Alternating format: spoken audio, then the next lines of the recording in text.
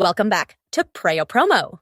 In today's video, I'm going to show you how to change your Facebook password step by step. Keeping your password updated is essential for account security. Let's get started. Step 1. Open Google Chrome on your device. Step 2.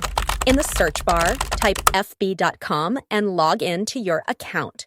Step 3. Tap on your profile icon. Step 4. Click on Settings and Privacy, then select Settings. Step 5. Press on Meta Account Center. Step 6. Tap on Password and Security. Step 7. Press Change Password. Step 8. Enter your current password. Step 9. Write your new password and confirm by typing it again. Step 10. Tap Change Password to save your new password. Now, your Facebook account has a new secure password.